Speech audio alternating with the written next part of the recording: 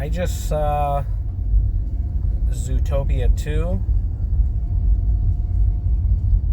It's actually pretty cool. I got to see it very early.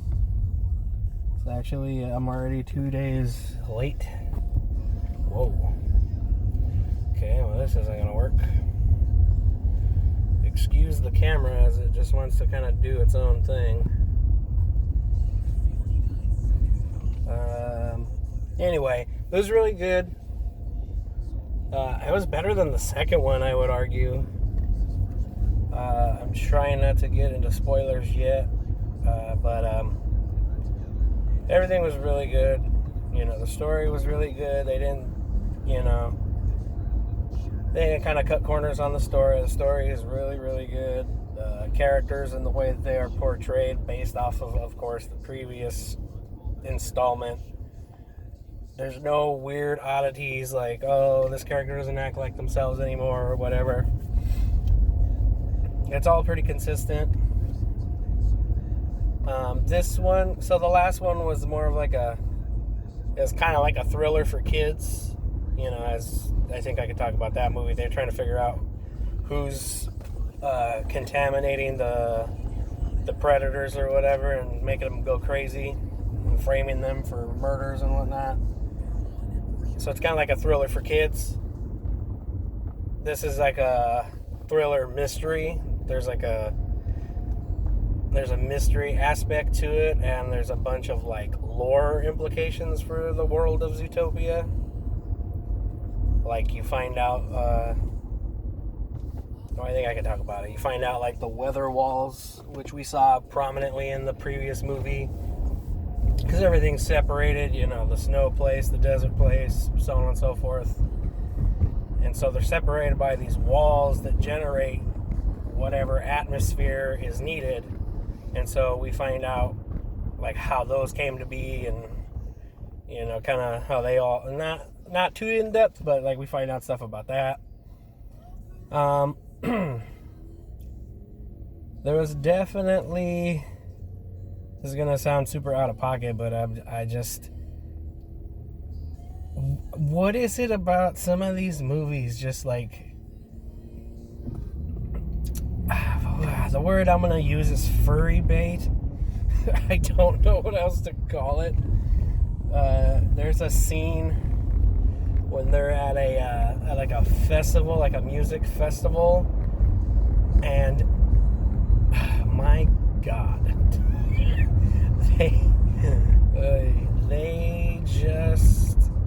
They're dressed scantily clad, men and women, and I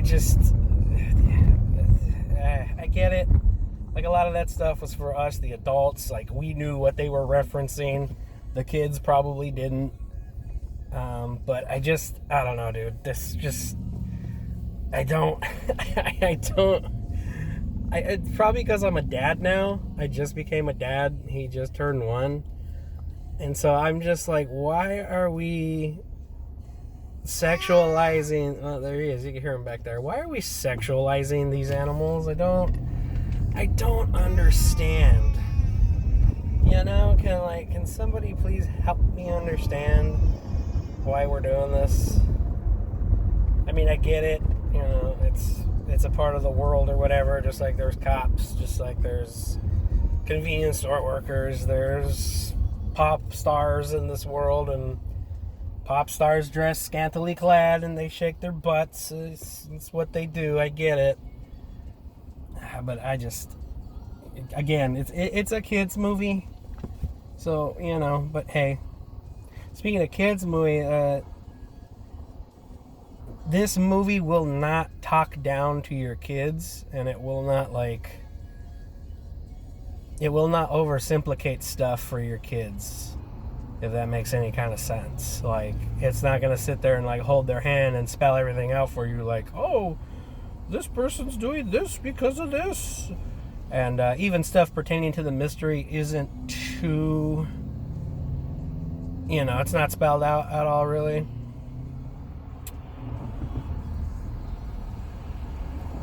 There's a... Can I talk about this? There's a twist villain, kind of like how there was in the first one. I personally saw it coming, but I think that's just because I'm like super suspicious of most people in general anyway. And so I was able to call it like fairly late into the film. Obviously, it was before the actual reveal, but honestly, it was like maybe like 5 minutes before they reveal the twist. What else? All the new characters and like the new district, right? There's like I don't want to call it a new district, but there's basically like a swamp area, kind of marsh land section that the movie takes place. There's like a big pivotal moment in that area, and that's cool. Like, we didn't see that. Like I said, like, this movie really does build on the lore and the world of Zootopia, and so I really like that. And so yeah, the good chunk of the movie takes place in this marsh area, and so it's like, basically, if the movie continues to do that and like explore like new locations, geographical locations of the city of Zootopia, because Zootopia itself is like a LA, right? Or a New York, like a very big major city where all this stuff takes place. And so it was cool to see like a new part that we didn't see that does exist. And like, you know, they could literally cook up any kind of scenario, because not necessarily scenario, but they could cook up some new lore, new locations, and like all this other stuff, because it's so big. They could just simply say like, oh well, we never showed you that part, you know. All the new stuff they're adding isn't like too out of the ordinary or outlandish. Like, I don't sit there and I'm just like, I don't believe this would exist in this world, if that makes any kind of sense. I'm trying to be pretty vague about all this because I don't want to spoil anything for anybody yet. I will talk about that. Also, when I got to see it in advance, like, I don't know, because I was in and out grabbing snacks, and so maybe I missed it, but there was no embargo. I didn't sign nothing. I wasn't told nothing. No, you know, again, maybe. So I might get in trouble for even posting this, but I really don't give a crap.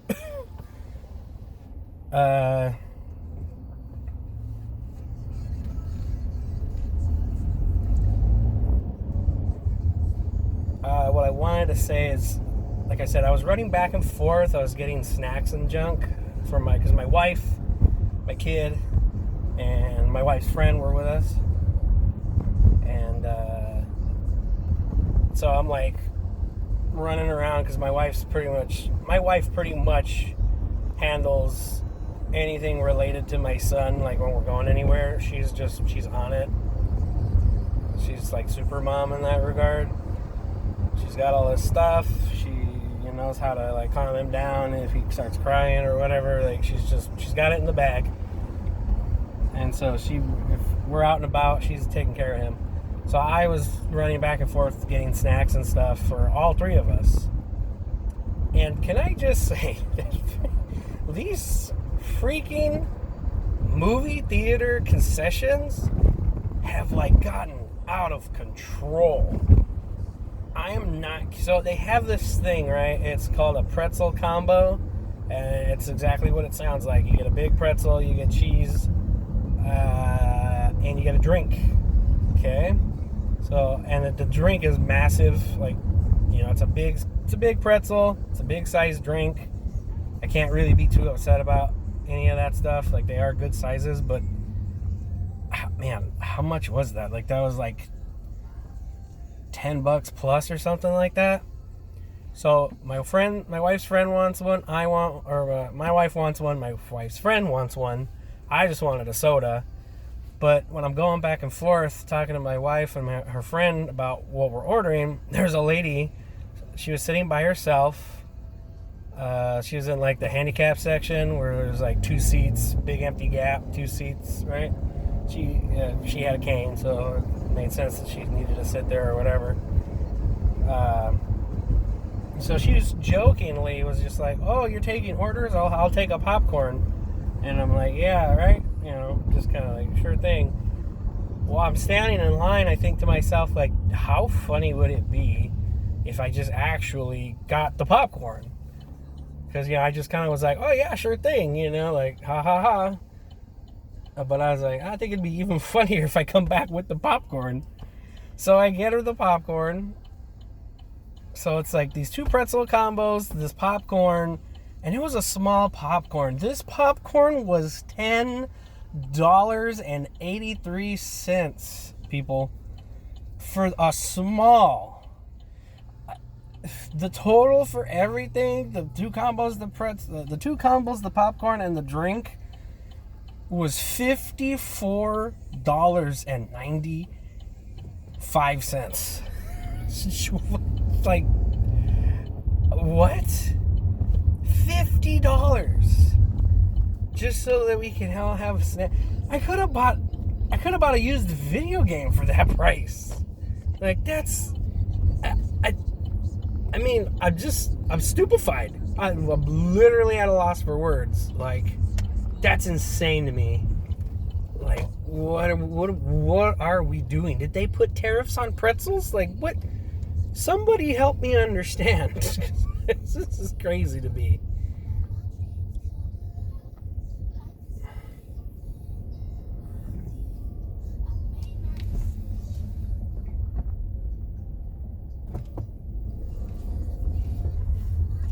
Sorry, I'm parking right now, and I want to hit these people just trying to get in their car. So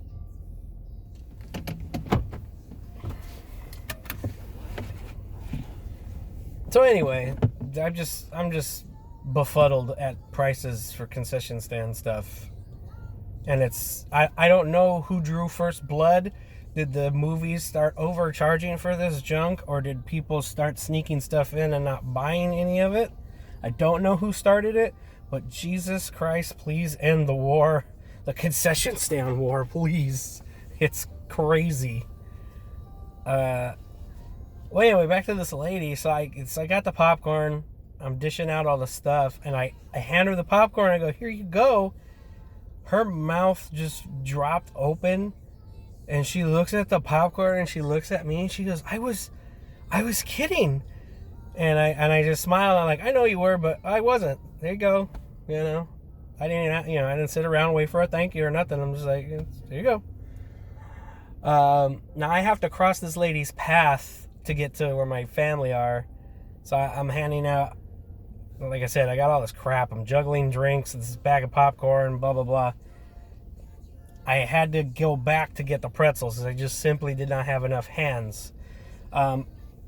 I go back, and she stops me, and the theater's already pretty dimly lit because they're getting ready to start this movie, but I could still see her face fairly well. She had tears in her eyes.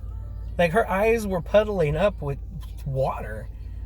And she was just like, I don't know what to say, blah, blah, blah. I'm like, it's fine. Like, it's not a big deal. Like, I tried to explain. I mean, I get awkward in those moments because it's like, I just expect people to just be like, oh my God, thank you. And that's the end of it. I was not expecting tears. So that really caught me off guard. And I'm, what would you call that? I'm a little emotionally stunted. I don't do well with tears. Whether that's tears from me or tears from another, I just kind of, I just kind of freeze up. I'm just kind of like, I don't know what to do here. This is awkward, So I kind of like started like stumbling over my words. I'm like, it's okay. It's fine. It's not a big deal. I wanted to do it. I thought it was funny. I think I even said thank you at some point, which is like I said, like I panicked. I'm like, why did I say thank you? I walked away. I was just like, what the heck are you doing? So anyway, of course, when the movie's over, she was just like, oh my God, thank you so much. Blah, blah, blah, blah, blah. She was by herself, and she's older. She had a cane, blah, blah, blah. And I was just like I said, I typically don't do that. It was kind of the spur of the moment. Initially, I was just like, oh, it'd be funny. Like, oh, he thought you were serious, and here's your popcorn now. Now, again, my sense of humor is kind of, I don't think I ever said that, but my sense of humor is kind of strange. But anyway, so that was cool. I'm happy that I made her day. Let's get back to the movie. So this is the spoiler warning. I'm spoiling everything. I don't care. You've been warned. Blah, blah, blah, blah, blah. So this movie is, I already said, it's better than the first one. I really like what they've done with Nick and Judy, because I mean, I don't know myself personally, but like I kind of vicariously, or rather like what's the word I'm looking for, like so basically, like, if you don't know, there's this thing called shipping. And so what it is people who watch all these shows, you know, they quote unquote ship certain characters together, right? I'm trying to think of a good example here.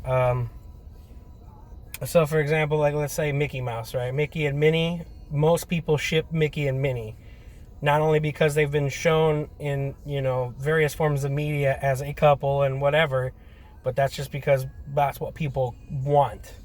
Some people ship Donald and Goofy, you know, like, that's what shipping means. In your head, in your world, you see these people together, and a lot of people did that for Nick and for Judy.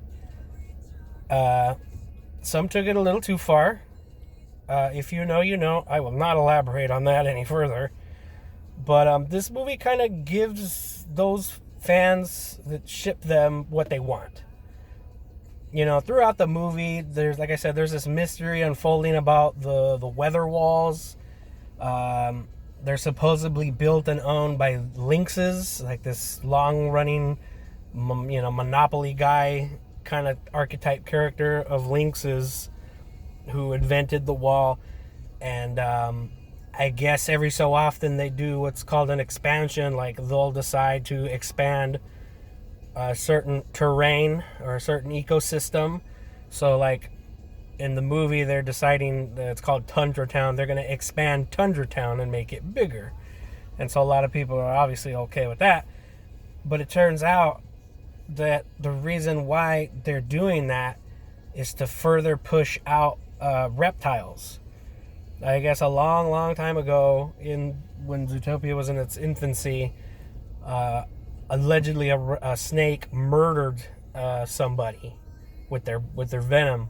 And so ever since then, they kind of got this bad rap, you know. Again, it kind of treads over the previous movies' themes of, like, basically Zootopia 1 is like an allegory for racism.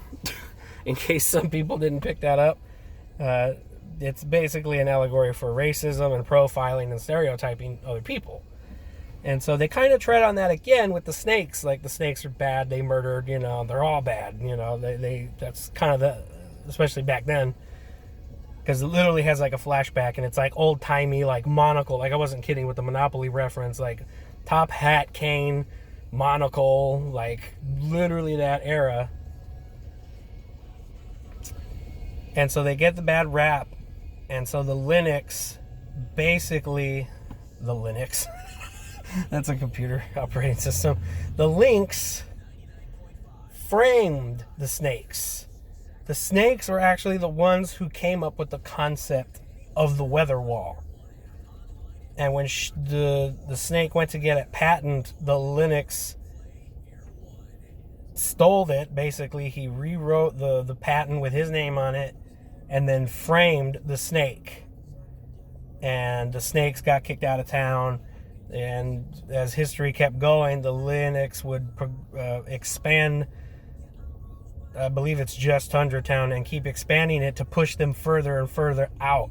Like, the snake that you see in the trailers and in the movies literally comes from a distant island. The snake is not actually in Zootopia. He's from some other, like, near neighboring island or country. Like, that's how bad snakes and reptiles have been pushed out of society. So they get pushed out. This guy sneaks back into Zootopia because he is the grandson or descendant of the snake that got framed.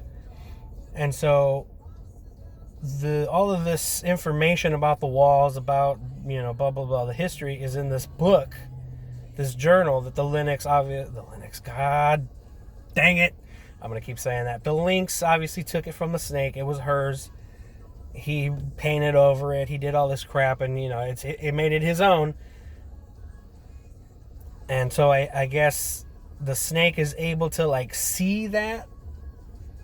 Like, there's this whole thing where if you put the book near fire, it heats up, and because the covers are made of metal, and something about that is allowing the snakes have like a heat vision of sorts.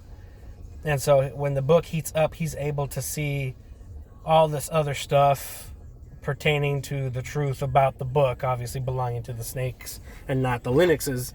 I did it again. So Judy and Nick are, slowly figuring this out. Like, they find dried up snake skin at certain spots. They see snake skin at this party that they crashed.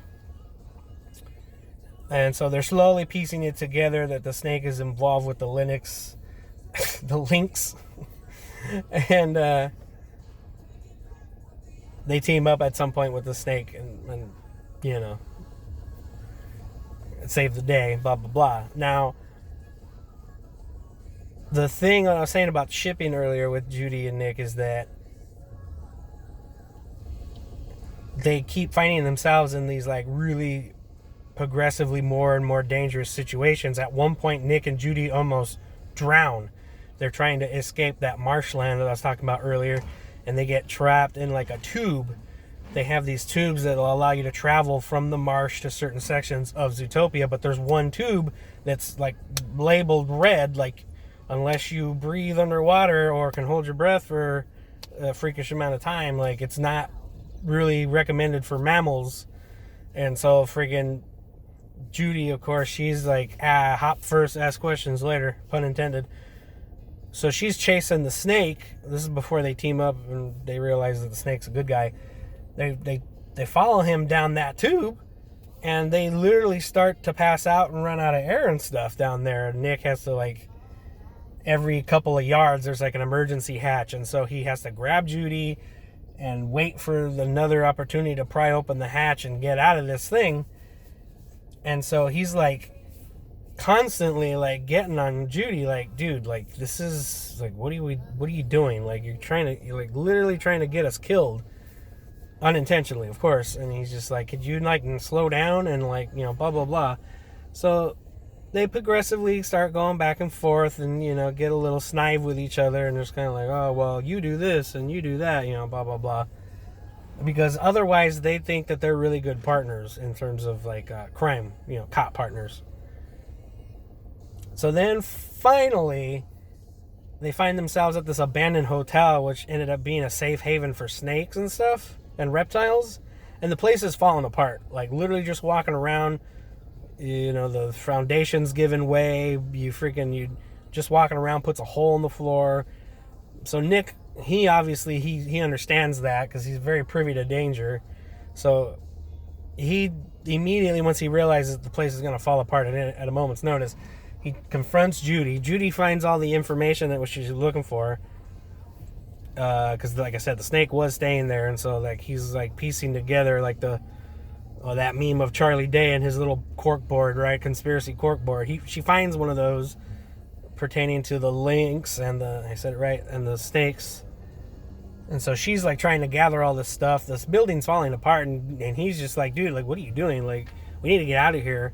She's like, well, I can't leave without this evidence, because if I just leave and say whatever, no one's gonna believe them. So finally Nick kind of like snaps, and he's just like, I don't care about the case. Like, I don't care about doing this. I don't care about the snake. I don't care about any of it if it means I might die. And Judy obviously is like super stoic, and so she's like, that's like telling Superman not to save people, right? Like, she's just like whoa, okay.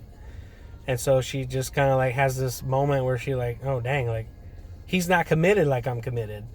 And so she just tells him like, well, I guess, we're more different than I thought. and she kind of like turns her back to him, and she just starts picking up all the evidence and stuff, and he's just like, oh, like you could see it on their faces, like they're kind of like, well, maybe we shouldn't be partners, kind of thing. They don't say that outright, like I said. Like the movie doesn't hold your kid's hand. It does what it's supposed to do, and that's show you, not tell you. And you could see it on their faces, their body language, their demeanor, the way she's just kind of like sadly and slowly picking up these papers, and Nick's just kind of like sitting there like he has this look of confusion, like he's just kind of processing what just transpired. And so anyway, it turns out that one of the links was he ends up helping, because there's like a family of 4 of them. He's like the dumb, slower one, like the socially awkward one. He ends up helping the snake. And so you think, oh, okay, cool. Like he's like, yeah, my family's crazy, blah, blah, blah. They don't really like me. I don't, if I could get, tear them, knock them down a peg or two, like that'd be great, kind of deal. So he's helping the snake. Him and the snake rescue Judy from that hotel that crashes apart. Nick gets arrested because the feds are after them. I kind of glossed over that part earlier. Basically, a whole scene went down at this party that the Lynx were throwing, and the Lynx framed them as assailants, and so Nick and Judy are considered fugitives. So Nick gets captured by the feds. Judy goes with the snake and the Lynx. They're all working towards finding where the main plot ends up being is that the original paper, the original patent that has the snake's name and all that stuff, that basically would prove the journal's hers and so on and so forth, still exists.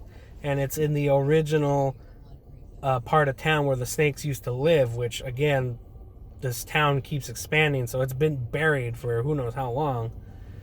And so they're trying to figure out a way to find the town. There used to be a lighthouse in the town for whatever reason, because it's not anywhere near a shoreline. I don't know why you need a lighthouse for. But they realized that if they could find a way to power the lighthouse, that'll help them find where the house is, and so on and so forth. On their way to the lighthouse, because they figured out how to power it on, they found the lighthouse, they're on their way there. Turns out the Lynx was not really on their side. He actually wants to be accepted by his family, and his logic is, if I do this and I burn this thing and I smash all evidence, they'll accept me. And so he does a 180. Nick breaks out of prison. He figures out what's going on too, through another character, a beaver character that gets introduced in the marsh area. I kind of glossed over her, but I guess she was pretty important. But they meet this beaver character, and she's like a local, kind of like hillbilly-esque, and she's a conspiracy theorist. She has a podcast. She ends up like, oh no, she doesn't end up, I forget. Oh, that's right. She got arrested too, because she helped them evade the cops in the marshland. So her and Nick meet up in prison. They break out. They find out, what's going on with the lighthouse and blah, blah, blah. So they get there. They confront the psycho Lynx. And Nick and Judy have this moment on top of this like bridge or something, or like a tower. It's on top of the wall, I believe, one of the walls. Basically, that whole scene was, again, for these people who ship them, and for the adults who've been in a relationship that's lasted longer than 2 years. They kind of just start trauma dumping on each other, and they're just like, I'm sorry I do this because of that. Well, I'm sorry I do this because of that, And my wife just looks over at me, and she just kind of is like, yep, that's about right. Nick goes, I'm emotionally insecure because of my childhood trauma, and I don't really like the need to tell people that I like them, and blah, blah, blah. So, long story short, Judy and Nick are pretty much like a couple. Like, he kind of confesses his feelings for her on this wall, and again, it's not outright stated, but like through context clues, body language, so on and so forth, it's pretty much spelled out for us in that regard. Like for the adults, kids might have a harder time figuring that out, maybe. But you know, and that's pretty much the end of the movie. You know, they stop the dude. The lynx all get thrown in prison. The reptiles are allowed back into society. You know, and it's great.